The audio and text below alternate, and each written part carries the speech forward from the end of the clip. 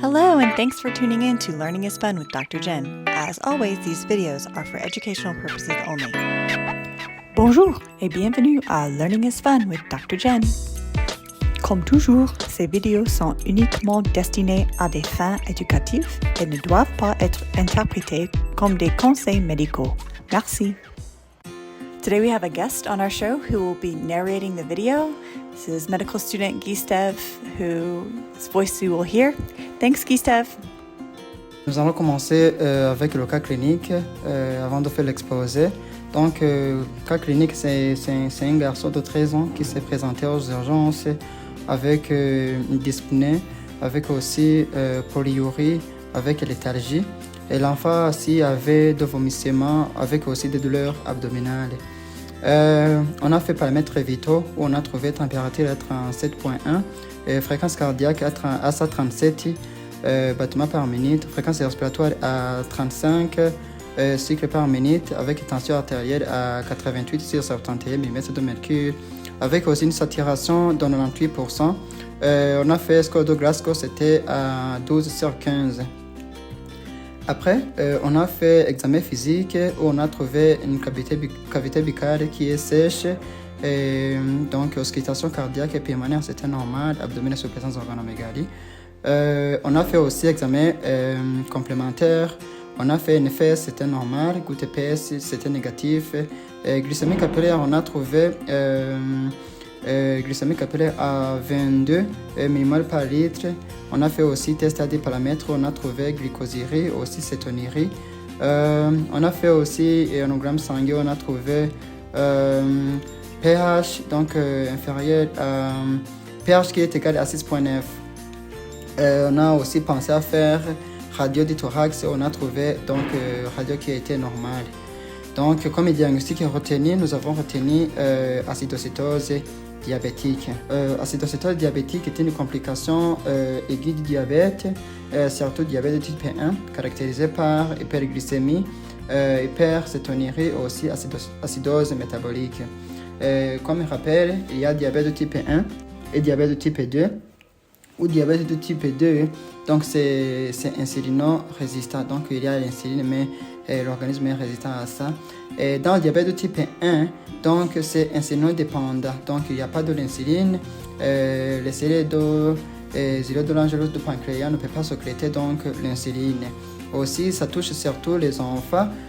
Comme complication, c'est acidocétose diabétique, complication donc du diabète de type 1. Aussi, l'enfant perd de poids. Comme physiopathologie, alors, il y a la carence de l'insuline. Cette carence de l'insuline va provoquer une hyperglycémie. Mais, donc, cette hyperglycémie se trouve donc dans le sang. Comme rappel de l'insuline va favoriser le transport de potassium, le transport de glucose vers la cellule. Alors, s'il n'y a pas de l'insuline, donc il y aura hyperglycémie dans le sang, mais dans la cellule, donc il n'y a pas de glucose. Alors, la cellule a besoin de l'énergie. Il va trouver l'énergie donc d'autre part. Donc, il va trouver l'énergie en faisant la destruction donc des triglycérides, donc dans les tissus adipeux. Donc, il va faire la lipolyse. Alors, la lipolyse va donner bien sûr de l'énergie, mais aussi va donner les corps cétoniques. Alors, ces corps cétoniques va causer une acidité donc dans l'organisme où le pH donc du sang va diminuer. Donc, on aura une acidémie. Alors, l'organisme ne peut pas donc tolérer donc cette acidité. Donc, il va faire de manière que pour sortir donc cette acidité. Il va sortir en faisant beaucoup de respiration pour faire sortir du gaz carbonique. Alors, c'est pourquoi on va voir donc un patient avec beaucoup de dyspnée. C'est dans le but de faire sortir du CO2 pour que le CO2 donc puisse sortir beaucoup pour que le pH puisse augmenter. Donc, c'est ce qu'on appelle la respiration de Kussmaul. On va voir la dyspnée avec aussi la saturation qui est normale. D'autre part, vu l'hyperglycémie, l'organisme va essayer de faire sortir la glucose donc dans les urines, donc la diurèse donc osmotique. Alors il y aura donc la sortie donc du glucose dans les urines, avec aussi parce que la glucose donc sort donc s'accompagne avec l'eau.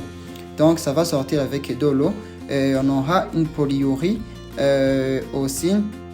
Dans la polyurie, donc dans les urines, on va trouver aussi glucosurie. Aussi dans les urines, donc le corps cétonique aussi va s'éliminer donc dans les urines même. Donc on aura cétonurie et aussi avec la polyurie, donc avec la perte de l'eau, ça va s'associer avec la perte des électrolytes comme sodium et potassium. Alors, comme diagnostic clinique, dans la clinique, qu'est-ce que nous allons voir? Nous allons voir, comme nous avons vu dans la physiopathologie, nous allons voir une polyurie. Donc polyurie, ça sera primaire, et puis polydipsie, ça sera secondaire. Donc vu qu'on a perdu beaucoup de l'eau dans les urines, on va avoir donc polydipsie, donc on va avoir la sensation de boire beaucoup de l'eau. Et puis on va dans la clinique, on va voir aussi la respiration de Kussmaul. Le patient va se présenter avec beaucoup de dyspnée. On va avoir aussi la perte du poids. On peut avoir aussi des vomissements, aussi des nausées ou bien des douleurs abdominales. Alors, comme diagnostic donc biologique, on va trouver glycémie capillaire supérieure à 11,1 mmol par litre. À test à des paramètres, on va trouver cétonurie, on va trouver aussi glucosurie. En demandant pH, on va trouver pH qui est inférieur à 7,30.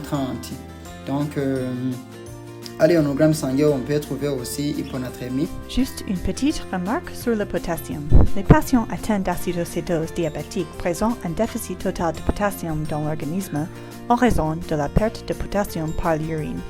La quantité de potassium encore présente dans l'organisme sort des cellules et se retrouve dans le sérum. Cela signifie que le taux de potassium sérique peut être normal, voire élevé, même si l'espace intracellulaire des patients atteints d'acidocétose diabétique est extrêmement bas. N'oubliez donc pas que même si le taux de potassium sérique n'est pas faible, les patients atteints d'acidocétose diabétique ont généralement un taux de potassium total faible dans l'organisme.